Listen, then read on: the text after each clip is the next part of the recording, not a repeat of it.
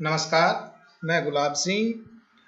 आज का ये टॉपिक जीपीएस पॉइंट्स को कैसे QGIS सॉफ्टवेयर के अंदर या किसी भी जीआईएस सॉफ्टवेयर के अंदर कैसे डाला जाता है, कैसे इंपोर्ट किया जाता है, वो आज आप इस एक्सरसाइज से सीखेंगे। ओके, तो मान लीजिए जब आप जीपीएस पर काम कर रहे होते हैं तो जीपीएस से आप बहुत सारे पॉइंट ले लेते हो और एक एरिया पूरा तैयार कर लेते हो जीपीएस पॉइंट की मदद से। एक सर्वे जब करते हो आप तो जीपीएस पॉइंट की मदद से आप क्या कर लेते हो, एक पूरा एरिया कवर कर लेते हो, बहुत सारे पॉइंट्स आपके पास हो जाते हैं। तो आप उन पॉइंट्स को किस तरह से सॉफ्टवेयर के अंदर लेके आएंगे, उनको किस तरह से इंपोर्ट करेंगे, ये सारा सब कुछ आज आप इस एक्सरसाइज के अंदर सीखेंगे। ओके, तो सबसे पहले हम क्या करते हैं, अपना सॉफ्टवेयर ओपन कर लेते हैं। तो मैं QGIS 3.10 पर यहाँ पर काम आपको करवा रहा हूँ। तो सबसे पहले हम QGIS 3.10.1 को हम यहाँ पर ओपन कर रहे हैं। तो जो जीपीएस पॉइंट्स होते हैं वो आप कैसे करते हैं, उसकी जो फॉर्मेट होता है वो क्या होता है, जीपीएक्स फॉर्मेट उसका होता है और जीपीएक्स कोऑर्डिनेट जो सिस्टम होगा वही हम वहाँ पर यूज करेंगे। ओके, तो इसमें आपको क्या करना है कि आपको एक जीपीएस डिवाइस की जरूरत पड़ेगी। मोबाइल से भी आपका हो जाता है क्योंकि आजकल जो है जीपीएस ट्रैकर जो आपके मोबाइल के अंदर भी है उसमें भी आप पॉइंट्स कलेक्ट कर सकते हो, ले सकते हो पॉइंट्स उससे भी। तो वहां पर जब आप पॉइंट ले लेते हो, मान लीजिए किसी एरिया का मैप आपके पास नहीं है और उस एरिया का मैप आपको तैयार करना है और पूरा ही आपको एक सिस्टमेटिक ढंग से कोऑर्डिनेट के आधार पर आपको मैप तैयार करना है, तो आप जीपीएस पॉइंट की मदद से आप क्या कर सकते हो, एक उसका मैप तैयार कर सकते हो। ओके, तो इसमें क्या रहेगा आपका कि जीपीएस की मदद से आप क्या कर रहे हो, किसी भी तरह का मैप तैयार कर रहे हो। तो उनको सबसे पहले क्या करना होगा, हमें आपको सॉफ्टवेयर में लेके आना पड़ेगा और सॉफ्टवेयर में लाने के बाद आपको क्या करना पड़ेगा, उनको डिजिटाइज करना पड़ेगा अपने अकॉर्डिंग। और डिजिटाइज करने के बाद उसकी सेव फाइल आपके सामने होगी और सेव फाइल बनने के बाद आपका मैप क्या हो जाएगा।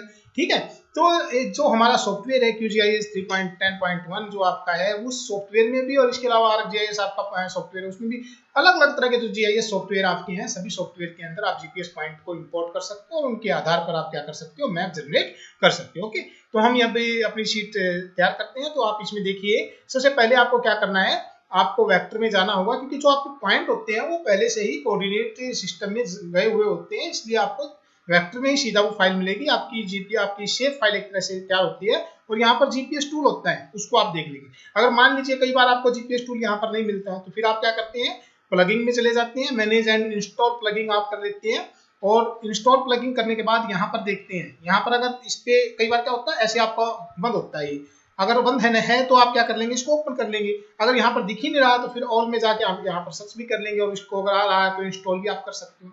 ओके, तो अगर आप तो अब यहाँ पर है आपका, तो आप इसको आगे चलते हैं हम कि हमारी एक्सरसाइज में क्या हमें करना है।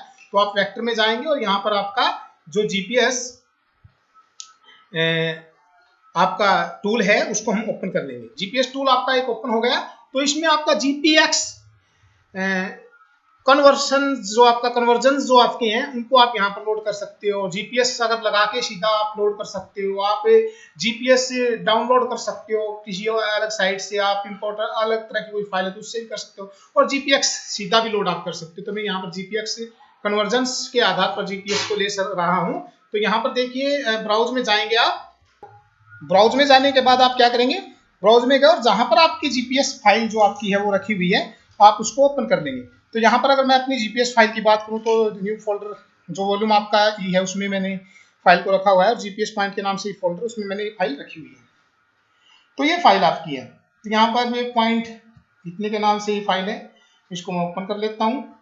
ये मैंने ओपन कर लिया है और यहाँ पर ये कहेगा कि आप कहाँ सेव करना चाहते हो, तो सेव मैं इसको कर रहा हूँ, डेस्कटॉप पे सेव कर रहा हूँ और डेस्कटॉप पे मैं इसको नाम दे रहा हूँ,